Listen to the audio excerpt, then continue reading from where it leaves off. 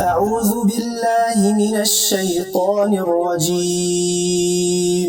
بسم الله الرحمن الرحيم.